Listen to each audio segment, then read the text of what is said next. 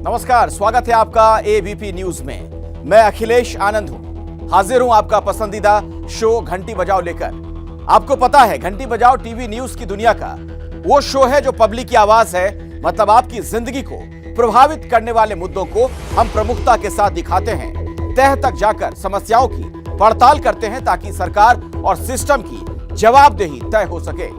हम आपके प्रति अपनी जिम्मेदारी को समझते हुए हर रोज सत्ता और सिस्टम से तीखे सवाल पूछते हैं। आज घंटी बजाओ में जिस मसले की पड़ताल होगी, दरअसल वो भ्रष्टाचार का ऐसा दीमक है जो न सिर्फ देश के बल्कि विभिन्न राज्यों के सरकारी खजाने को चाट रहा है, बल्कि हमारे आपके जीवित रहने के लिए जरूरी पर्यावरण को भी हर गुजरते दिन के साथ बुरी तरीके से नुकसान पहुंचा रहा है।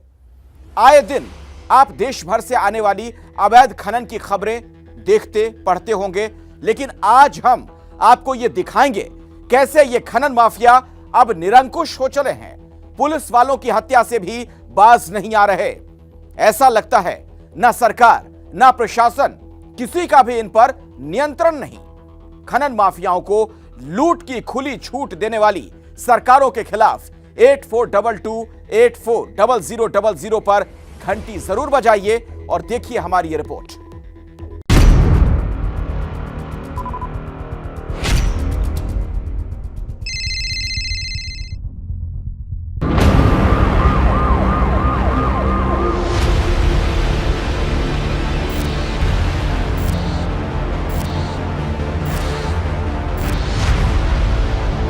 अभी भी यहाँ पर आप देख सकते हैं कि ये जो स्पॉट है, खून का जो ये धब्बा दिख रहा है, ये डीएसपी सुरेंद्र कुमार बिश्नोई का है, जो यहाँ पर उस समय आए हुए थे और तभी डंपर के जो अवैध खनन माफिया थे उन्होंने उन पर हमला कर दिया और उनकी मौके पर ही मौत हो गई। पुलिस का खौफ जो खनन माफिया थे बिल्कुल भी नजर नहीं आ रहा था। डीएसपी साहब जैसे ही यहाँ पर पहुंचे, उन्होंने अपनी गाड़ी को यहाँ पर लगाया है और एक डंपर को रुकने के लिए जब कहा है, तभी उस डंपर ने जो डीएसपी सुरेंद्र सिंह थे उनके ऊपर डंपर को चढ़ा दिया और उसके बाद यहाँ से वो फरार हो गए। सरकार में बैठे सफेद पोशों अधिकारियों का गठजोड़ हरियाणा के माइनिंग माफिया से है। चाहे आसपास के जिलों की पुलिस बुलानी पड़े, चाहे रिजर्व बुलानी पड़े, लेकिन इसका जवाब दिया जाएगा और एक एक आदमी को पकड़ा जाएगा।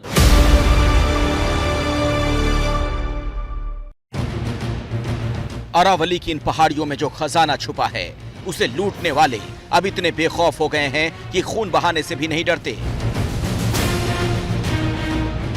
इसी जगह पर उस जांबाज पुलिस अफसर को पहियों के नीचे रौंद दिया गया जो अपना फर्ज निभाने यहां आया था। हरियाणा के नूह में तैनात डीएसपी सुरेंद्र सिंह को जैसे ही यह खबर मिली कि खनन माफिया अवैध तरीके से इस पहाड़ी से पत्थरों को तोड़कर ले जा रहा है, वो सीधे उन्हें रोकने पहुंच गए। डीएसपी सुरेंद्र सिंह अवैध खनन करने वालों को रंगे हाथों पकड़ने यहां आए थे। उनके पहुंचने की खबर मिलते ही कुछ तो वहां से भाग निकले, लेकिन जिसे उन्होंने घेर लिया उसने अपने डंपर से उन्हें रौंद डाला।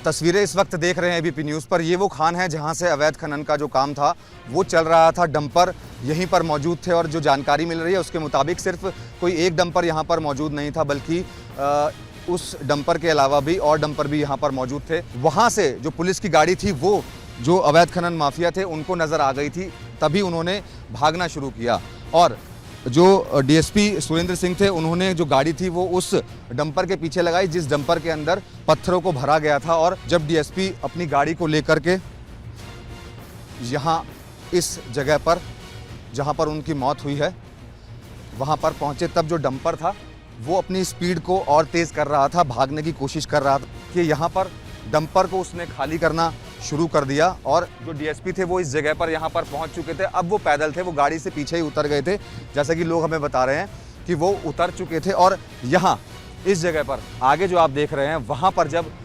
डीएसपी ने उस डंपर को रोकने की कोशिश की है, तब डंपर ने जो डंपर था वो उनके ऊपर चढ़ा दिया। हिसार के रहने वाले डीएसपी सुरेंद्र सिंह ने 1994 में बतौर एएसआई हरियाणा पुलिस में भर्ती हुए थे। इसी साल वो रिटायर होने वाले थे। उनकी इस निर्मम हत्या ने पूरे परिवार को झकझोर दिया। किससे पूछूं मैं क्या पूछूं? मैं तो उनके बगैर पूछे वो भी नहीं कर सकती। कोई बात होती मेरे को इतनी टेंशन होती, मैं उनको फोन करके पूछती तो मेरी कम होती है। मैं क्या पूछूं, किससे पूछूं अभी। अब मैं आप बताऊं किससे पूछूं, मैं क्या पूछूं। ऐसा हमने कभी सोचा नहीं था भाई, इतने जाबाज पुलिस अफसर होने के बाद ऐसा होगा हमारे साथ। उनको टाइम पे कोई मेडिकल एड नहीं पहुंच पाई। साथ में जो साथी थे उन्होंने क्या कार्रवाई की, कोई गनमैन था उन्होंने क्या फायर किया नहीं किया, इन सब के बारे में हम चाहेंगे कि सरकार पूरा हमारा जांच करे इस चीज के अंदर और इंसाफ दिलाए। परिवार के लोग इंसाफ की मांग कर रहे हैं, वहीं विपक्ष इस हत्या के बहाने हरियाणा की बीजेपी सरकार को घेरने में लग गया है। कानून व्यवस्था पर सवाल उठाने से लेकर खनन माफिया को संरक्षण देने के आरोप लग रहे हैं। सीधे सीधे सरकार में बैठे सफेद पोशों अधिकारियों का गठजोड़ हरियाणा के माइनिंग माफिया से है। माइनिंग माफिया ऐसा लगता है या तो बेकाबू है या किसी इसको संरक्षण प्राप्त है जो इस तरह बेखौफ होके वो काम कर रहे हैं। वैसे तो कानून व्यवस्था नाम की चीज प्रदेश में रही नहीं। हालांकि हकीकत ये है कि खनन का ये अवैध कारोबार कोई नया नहीं। सरकार किसी की भी रही हो, अरावली की इन पहाड़ियों में खनन का खेल हमेशा बेरोक टोक जारी रहा। नौबत ये आ गई कि सुप्रीम कोर्ट को दखल देना पड़ा, फिर भी खनन माफिया पर लगाम नहीं लगाई जा सकी। लगातार यहाँ पर अवैध खनन का कारोबार यहाँ पर होता था और उसी को रोकने के लिए डीएसपी सुरेंद्र कुमार बिश्नोई जो यहाँ पर आए हुए थे और उनकी आज दोपहर में 12 से 1 बजे के बीच अवैध खनन का कारोबार करने वाले माफियाओं ने उनकी हत्या कर दी। तो सबसे बड़ा सवाल अभी यही बना हुआ है कि यहाँ पर अवैध खनन का कारोबार करने वाले लोग इतने ज़्यादा हिम्मत उनके अंदर कैसे आ गई कि उन्होंने मौके पर वर्दी में तैनात एक डीएसपी जैसे रैंक के अधिकारी की हत्या कर दी। इसे लेकर विपक्षी नेताओं के अलावा बीजेपी के सांसद वरुण गांधी ने भी सवाल उठाया। उन्होंने ट्वीट किया, खनन माफियाओं ने जिस क्रूरता से एक ईमानदार पुलिस अधिकारी की हत्या की वो स्तब्ध कर देने वाली है। किसके संरक्षण से अरावली क्षेत्र में अवैध खनन माननीय सुप्रीम कोर्ट की रोक के बावजूद बदस्तूर जारी है। दोषियों को सजा कब? सख्त कार्रवाई करने के मैंने आदेश जारी कर दिए हैं। चाहे जितनी भी पुलिस लगानी पड़े, जितनी भी फोर्स बुलानी पड़े, आसपास के जिलों की बुलानी पड़े, हम पूरी कार्रवाई करेंगे और किसी को भी हम बख्शेंगे नहीं। अवैध खनन को लेकर सवालों में घिरी हरियाणा सरकार इस हत्या के बाद तुरंत एक्शन में आ गई। आनन फानन में हत्या से जुड़े एक आरोपी को घेर लिया गया। मुकदमा दर्ज हुआ है हत्या का और मुझे बताया गया है कि उसमें एक अभियुक्त अभी मुठभेड़ के बाद उसके पैर में गोली लगी है और वो काबू किया गया है। दो भी दोषी हैं, उनको किसी भी कीमत पर गंभीर से गंभीर हम जो है स्टेप लेंगे और उनको जल्द से जल्द पकड़ेंगे। वहीं मुख्यमंत्री मनोहर लाल खट्टर ने डीएसपी को शहीद का दर्जा देने का ऐलान किया है। एक बेनिफिट उनको शहीद का दर्जा अगर मिलता तो वो मिलेगा। सुरेंद्र सिंह के परिवार को 1 करोड़ रुपए की राशि सर उसको सहायता के लिए देंगे और उसके परिवार से एक किसी व्यक्ति को जो नौकरी है वो भी जरूर देंगे।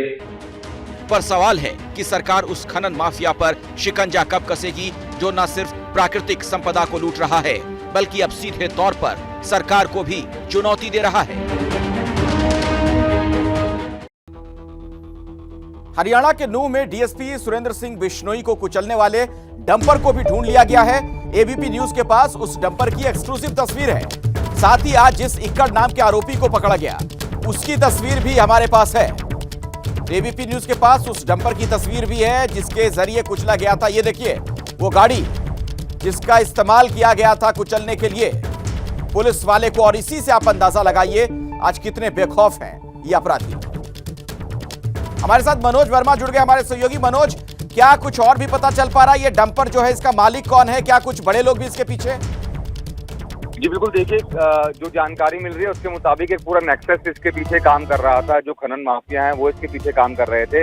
इक्कर जो है अब एनकाउंटर के बाद पुलिस ने गिरफ्तार कर लिया है और जो एक्सक्लूसिव तस्वीरें हैं आप सिर्फ एबीपी न्यूज पर देख रहे हैं, डंपर की भी और इक्कर की भी। अब इक्कर को जो है पूछताछ की जा रही है उससे लगातार और ये जानने की कोशिश की जा रही है कि आखिरकार वहां पर और कितने लोग इस पूरे हत्याकांड में शामिल थे, क्योंकि उनको जानकारी मिल चुकी थी कि डीएसपी जो है पीछा करते हुए आ रहे हैं। अब इक्कर से पूछताछ के बाद तमाम और लोगों की तलाश की जा रही है। चलिए ठीक है मनोज, आप इस खबर पर नजर बनाकर रखें, जैसे ही कुछ और अपडेट होगा दर्शकों तक आगे वो जानकारी भी हम पहुंचाएंगे। दरअसल ये कहानी सिर्फ एक राज्य या एक जिले की नहीं, जो हरियाणा में आज हुआ ठीक वैसी ही घटना अब से 10 साल पहले मध्य प्रदेश के मुरैना में हुई थी। खनन माफियाओं पर सख्त कार्रवाई कर रहे एक युवा आईपीएस अफसर नरेंद्र कुमार ने चंबल इलाके में पत्थरों को लेकर जा रहे एक ट्रैक्टर को रोकने की कोशिश की तो ड्राइवर ने ट्रैक्टर उनके ऊपर ही चढ़ा दिया। उस घटना ने भी तब वैसे ही पूरे देश को झकझोर दिया था जैसे आज नूह में एक डीएसपी की दर्दनाक मौत में। लेकिन अफसोस यही है, इन घटनाओं के बाद भी कुछ बदलता नहीं। चंबल में आज भी अवैध खनन हो रहा है, धड़ल्ले से हो रहा है। हालात तो यह है कि रेत माफियाओं को रोकने में नाकाम सरकार अब उसी माफिया के सामने सरेंडर की तैयारी कर रही है।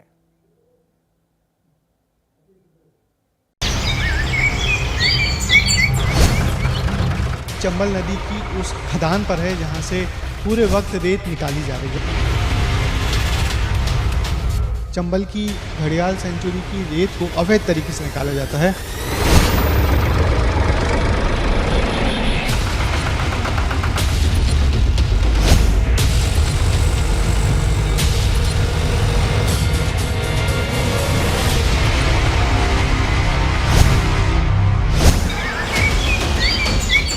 यह है मध्य प्रदेश का वो इलाका जो कभी खूंखार डकैतों के लिए जाना जाता था, लेकिन अब उन डकैतों की जगह ले ली है उस रेत माफिया ने, जो चंबल की छाती को दिन रात छलनी कर रहे हैं।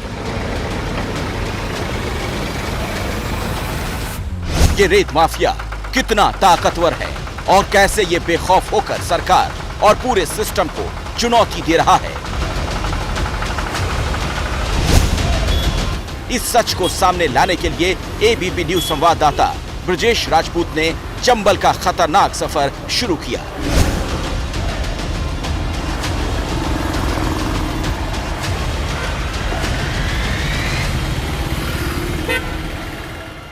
हम इस वक्त मुरैना हाईवे पर है। मुरैना हाईवे पे मेरे पीछे आप देख सकते हैं लगातार रेत से भरे हुए ट्रैक्टर धड़धड़ाते हुए चले जा रहे हैं।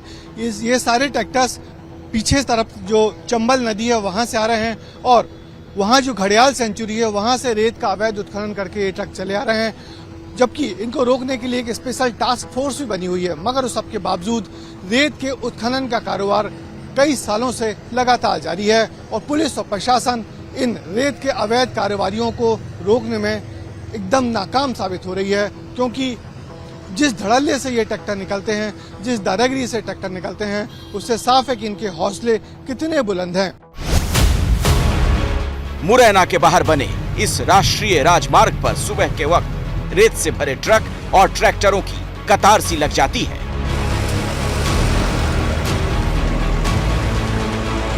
एक, दो, तीन, आप गिनते गिनते थक जाएंगे, पर रेत से भरी ये गाड़ियां एक के बाद एक आती जाती रहती हैं। ये वही रेत है जिसे चंबल नदी की घाटी से निकाला गया है। सुबह 6 बजे से 10 बजे के बीच इस रास्ते पर रेत से भरे ऐसे सैकड़ों ट्रैक्टर बेरोक टोक आते जाते हैं। खनन के इस खेल की तह तक जाना खतरे से खाली नहीं, लेकिन एबीपी न्यूज की टीम मुरैना की उस खदान तक पहुंची जहां से रेत निकाली जा रही थी। हम चंबल घड़ियाल रेंज की उस खदान पर हैं जहां से रेत निकाली जा रही है अवैध तरीके से। आप देख सकते हैं मेरे आगे लगातार ट्रैक्टर चले जा रहे हैं। ये चंबल की नदी के अंदर से रेत निकाल कर आ रहे हैं। आप देख सकते हैं कि कैसे रेत से पानी चू रहा है, पानी गिर रहा है और ये सब गीली रेत है और ये इस तरीके से हो रहा है कि इस पे काबू पाना एकदम मुश्किल हो रहा है। ढेर सारे ट्रैक्टर्स हैं और वो लगातार पूरी रात और पूरे दिन इसका अवैध उत्खनन करते रहते हैं, जबकि इसको रोकने के लिए एक एसटीएफ भी बनाई गई थी, मगर लगता है वो सारी एसटीएफ अब किसी काम की रह नहीं गई है। ऐसा लग रहा है कि जैसे सरेंडर कर दिया गया और काम बेहद चुनौती भरा है और हम लोग जो काम कर रहे हैं बेहद मुश्किल काम है, क्योंकि यहाँ पर ये सारे लोग किसी और को इन खदानों में आने ही नहीं देते हैं। इसलिए ये सारा काम हम बेहद छुपकर अपने कैमरे को छिपाकर कर रहे हैं और बताना चाह रहे हैं कि कैसे काम होता है। रेत से भरे इस ट्रक का पीछा करते हुए हम आगे बढ़ते रहे। कुछ ही दूरी पर ऐसा ही एक और ट्रक जा रहा था।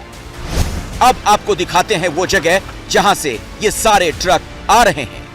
ये देखिए, दूर तक रेत का ढेर लगा हुआ है और उसके बीच में दौड़ रहे हैं ये ट्रैक्टर और ट्रक।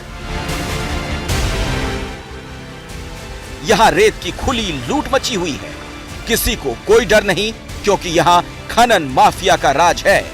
वो अवैध खनन से जुड़े लोगों के अलावा किसी को भी यहां फटकने नहीं देते।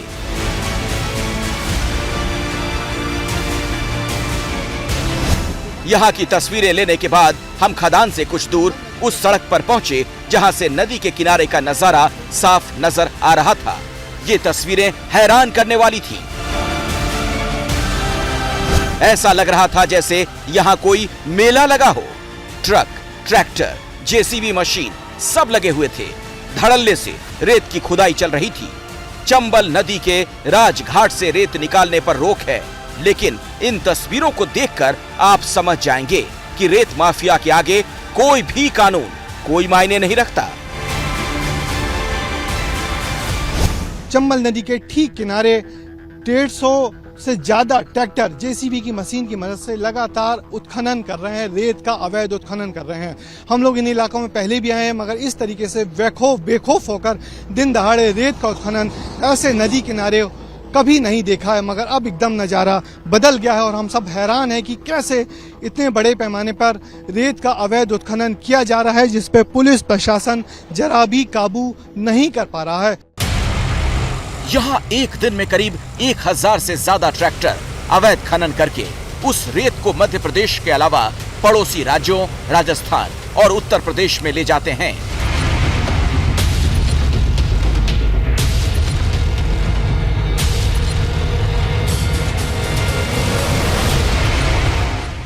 जिस इलाके में रेत की ये लूट हो रही है वो राष्ट्रीय चंबल अभयारण्य है। 1978 से इस जगह को संरक्षित इलाके का दर्जा मिला हुआ है, क्योंकि यहाँ पर विलुप्त होने वाले घड़ियाल, कछुआ और डॉल्फिन का संरक्षण किया जाता है। चूंकि घड़ियाल नदी किनारे की इस बालू में अंडे देते हैं, इसीलिए यहाँ के घाटों और नदी में किसी भी तरह के रेत खनन की मनाही है। पर देखिए कैसे उन्हीं घड़ियालों के बीच से रेत निकाली जा रही है। राष्ट्रीय चंबल घड़ियाल सेंचुरी में हम आपको दिखा रहे हैं कि देखिए 2 घड़ियाल कैसे रेत के टीलों पर बैठे हुए हैं। 2 घड़ियाल हैं और ये दुर्लभ प्रजाति के घड़ियाल होते हैं और इन्हीं घड़ियालों के संरक्षण के लिए तकरीबन 435 किलोमीटर लंबी एक घड़ियाल सेंचुरी बनाई गई है, जो 3 राज्यों में है। और इस सेंचुरी की रक्षा के लिए कोशिश की गई है कि ये घड़ियाल सुरक्षित रहें, इसलिए यहाँ पर किसी प्रकार का उत्खनन ना हो। मगर इसके बावजूद हम अपने कैमरामैन होमेंद्र देशमुख से कहेंगे कि वो सामने तरफ दिखाए कि वहाँ किस तरीके से अवैध उत्खनन लगातार जारी है जेसीबी की बड़ी बड़ी मशीनों के साथ। और कोशिश यही की गई थी कि ये घड़ियाल यहाँ सुरक्षित रहें, किसी प्रकार का उत्खनन ना हो, मगर बेधड़क बेखौफ होके उत्खनन लगातार चल रहा है निर्बाध रूप से। और इस उत्खनन को रोकने के लिए पुलिस प्रशासन एकदम नाकाम साबित हो रहा है। यहाँ से निकली एक ट्रैक्टर रेत मुरैना में 2,500 से 3,000 रुपए में बिक जाती है। ग्वालियर और धौलपुर तक इसका रेट और बढ़ जाता है। कमाई के लालच में अवैध खुदाई के इस कारोबार में स्थानीय युवा भी जुड़ जाते हैं। रेत माफिया और स्थानीय लोगों का ये नेटवर्क इतना मजबूत होता है कि पुलिस और प्रशासन के लोग अगर इन्हें रोकना भी चाहें तो ये उनके लिए किसी चुनौती से कम नहीं होता।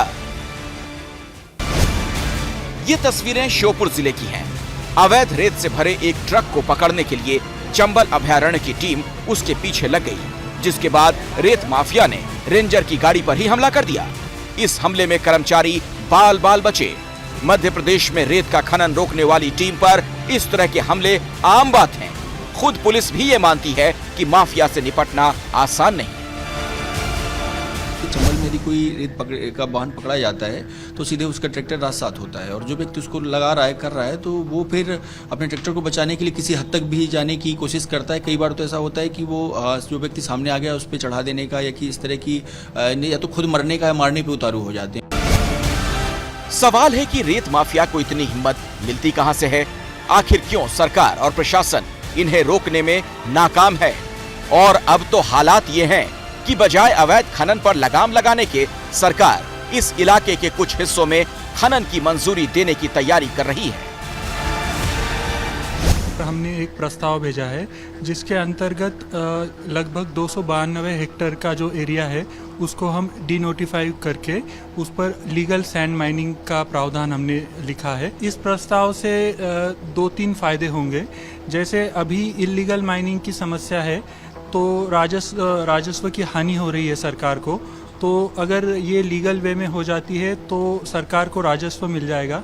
साथ ही जो स्थानीय लोग हैं उनका एक रोजगार का साधन मिल जाएगा और मुरैना शहर में रेत की आपूर्ति की व्यवस्था हो जाएगी। इस प्रस्ताव के मुताबिक चंबल के 5 घाटों के करीब 300 हेक्टेयर क्षेत्र में रेत की खुदाई की अनुमति दे दी जाएगी। ये प्रस्ताव मध्य प्रदेश सरकार से मंजूर होकर अब वन एवं पर्यावरण विभाग में मंजूरी का इंतजार कर रहा है।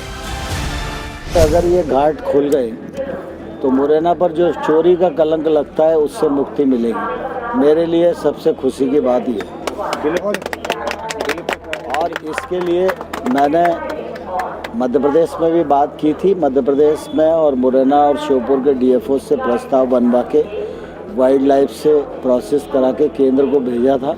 केंद्र ने कुछ क्वेरीज की हैं, उस क्वेरी का जवाब ये लोग सबमिट कर रहे हैं और जैसे ही जवाब सबमिट हो जाएगा हम लोग कार्यवाही को आगे बढ़ाने की कोशिश करेंगे। पर सवाल है कि अगर यहाँ खनन को कानूनी मान्यता मिल जाती है तो क्या इसका मतलब ये नहीं होगा कि रेत माफिया को और खुली छूट मिल जाएगी? इन 5 घाटों को खोलने के बाद में ये तो तय हो जाएगा कि रेत जो उत्खनन करने वाले हैं उनको सभी घाटों से उत्खनन करने की पूरी छूट मिल जाएगी और चंबल के हर घाट से रेत का अवैध उत्खनन होगा। उसको रोक पाना सरकार के बस में नहीं है, क्योंकि अभी जो सरकार नहीं रोक पा रही है तो आगामी जब छूट हो जाएगी तब रोकना बहुत मुश्किल होगा। यानी कहीं ना कहीं सरकार का यह फैसला एक तरह से रेत माफिया के सामने सरेंडर जैसा है। नमस्कार, मैं हूं अखिलेश आनंद और पेश है आपके सामने घंटी बजाओ का ये खास हिस्सा। आज हम बात महाराष्ट्र गुजरात की ही नहीं बल्कि करने वाले हैं इन दोनों राज्यों की जड़ों से पैदा हुए एक राष्ट्रीय विवाद की पड़ताल। देश की आजादी में किसका है सबसे बड़ा योगदान, महात्मा गांधी का या फिर विनायक दामोदर सावरकर का? आजादी के इस अमृत महोत्सव वाले साल में स्वतंत्रता दिवस से 26 दिन पहले यह विवाद पैदा हो गया है। गांधी स्मृति की एक पत्रिका अंतिम जन में सावरकर पर विशेष अंक को लेकर इस पर महात्मा गांधी का परिवार तो सवाल उठा ही रहा है, कांग्रेस भी सरकार पर हमला बोल रही है। लेकिन यहां यह गौर करना अहम है कि सावरकर के बारे में आज की मौजूदा सरकार क्या सोचती है।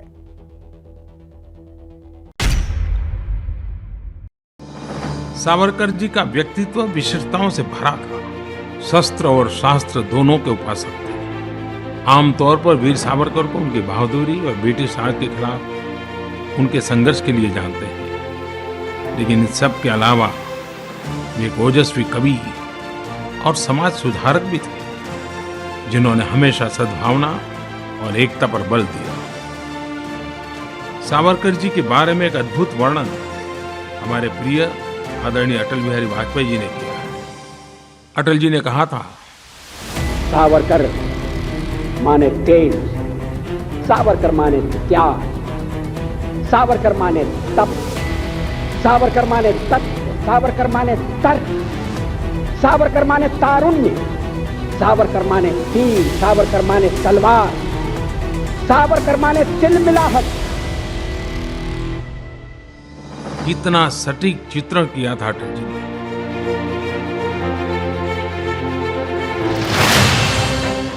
आपने सुनी सावरकर को लेकर भारत के मौजूदा प्रधानमंत्री नरेंद्र मोदी और बीजेपी के पहले प्रधानमंत्री अटल बिहारी वाजपेयी की सावरकर को लेकर मन की बात। ये वीर सावरकर के ही संस्कार है जो राष्ट्रवाद को हमने राष्ट्र निर्माण के मूल में रखा है।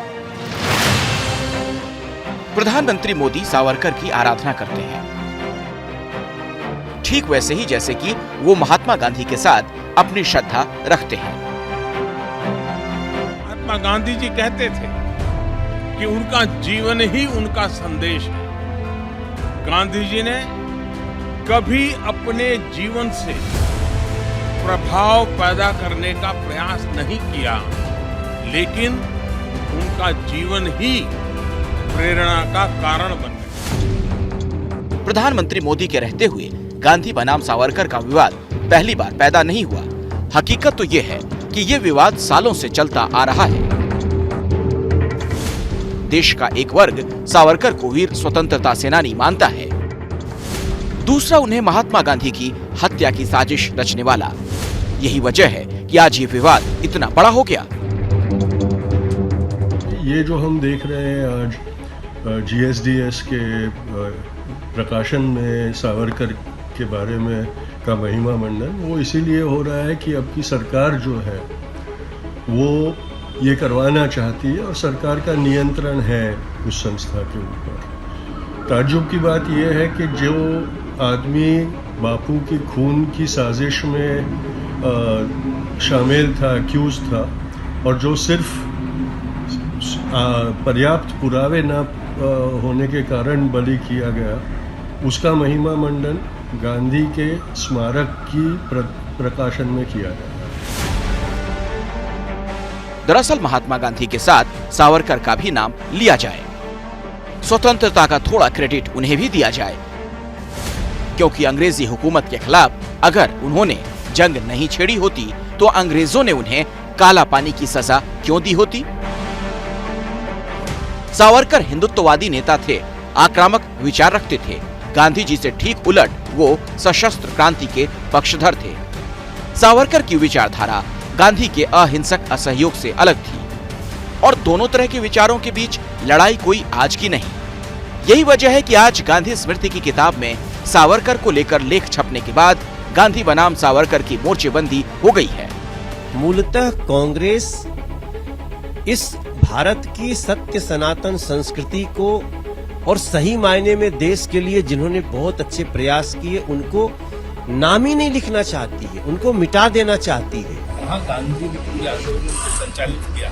गांधी तो एक ऐसा नेतृत्व है कि पूरे विश्व में पूजा जाता है, इसलिए मैं सावरकर जी के खिलाफ कुछ नहीं बोल रहा हूँ। मैं ये कह रहा हूँ कि ये तुलना ही गलत है जो लोग कर रहे हैं, चाहे सावरकर जी भी उस तुलना को पसंद नहीं करते। गांधी स्मृति संस्थान की एक पत्रिका है अंतिम जन, जिसका विशेष संस्करण प्रकाशित हुआ तो पत्रिका के प्रस्तावना में लिखा गया, ये देखकर दुख होता है जिन लोगों ने एक दिन जेल नहीं काटी, यातनाएं नहीं सही, देश समाज के लिए कुछ कार्य नहीं किया, वो सावरकर जैसे देशभक्त बलिदानी की आलोचना करते हैं, जबकि सावरकर का इतिहास में स्थान और स्वतंत्रता आंदोलन में उनका सम्मान महात्मा गांधी से कम नहीं है।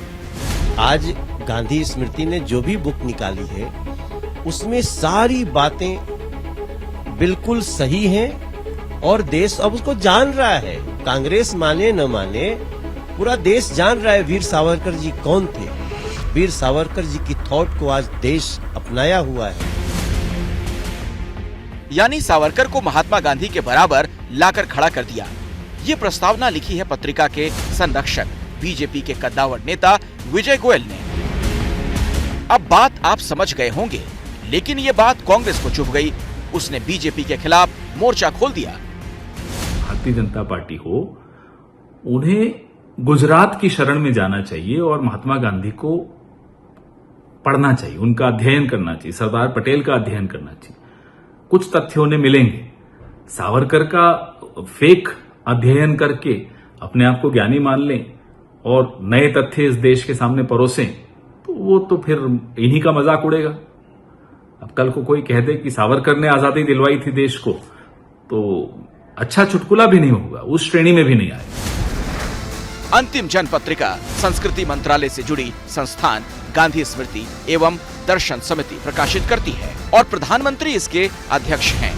भारत सरकार के संस्कृति मंत्रालय के अधीन आने वाले गांधी स्मृति एवं दर्शन समिति ने अपनी पत्रिका का ताजा अंक प्रखर हिंदुत्ववादी नेता रहे विनायक दामोदर सावरकर को केंद्र में रखकर प्रकाशित किया है।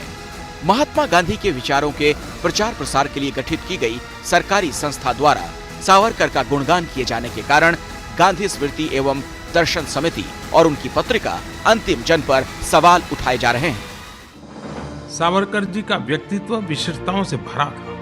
शस्त्र और शास्त्र दोनों के उपासक थे। आमतौर पर वीर सावरकर को उनकी बहादुरी और ब्रिटिश राज के खिलाफ उनके संघर्ष के लिए जानते हैं, लेकिन इन सब के अलावा वे एक ओजस्वी कवि और समाज सुधारक भी थे, जिन्होंने हमेशा सद्भावना और एकता पर बल दिया।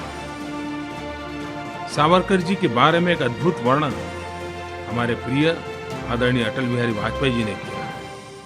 अटल जी ने कहा था, सावरकर माने तेज, सावरकर माने त्याग, सावरकर माने तप, सावरकर माने तत्व, सावरकर माने तर्क, सावरकर माने तारुण्य, सावरकर माने तीर, सावरकर माने तलवार, सावरकर माने तिलमिलाहट। कितना सटीक चित्रण किया था अटल जी ने। ये वीर सावरकर के ही संस्कार है जो राष्ट्रवाद को हमने राष्ट्र निर्माण के मूल में रखा है। असली शिवसेना किसकी, असली शिवसैनिक कौन? महाराष्ट्र में मौजूद इस राजनीतिक दुविधा का एक बेहद अहम सिरा दिल्ली में एक्टिव हो गया।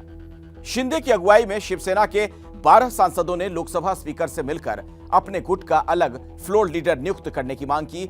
मिलाजुलाकर ठाकरे परिवार के लिए ये बहुत बड़ा झटका है। दिल्ली हवाई अड्डे पर उतरते एकनाथ शिंदे के कदमों की आहट मुंबई में मौजूद मातोश्री की दहलीज तक सुनाई दे रही होगी।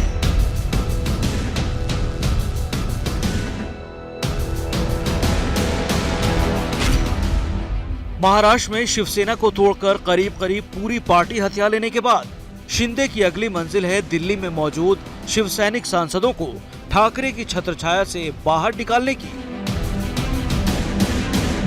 पार्टी में मौजूद अपने गुट को असली शिवसेना कहने वाले शिंदे उद्धव ठाकरे के साथ कानूनी जंग लड़ने को तैयार दिखाई दे रहे हैं।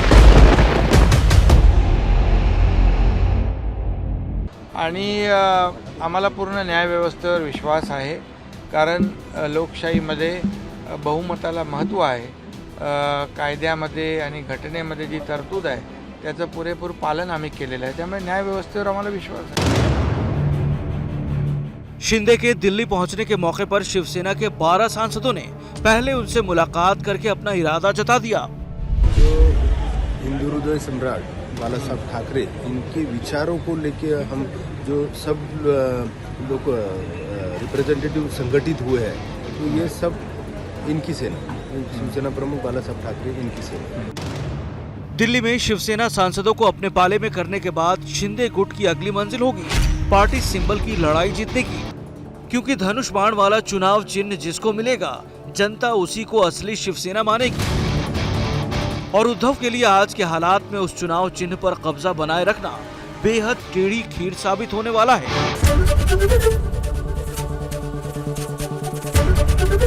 एबीपी न्यूज आपको रखे आगे।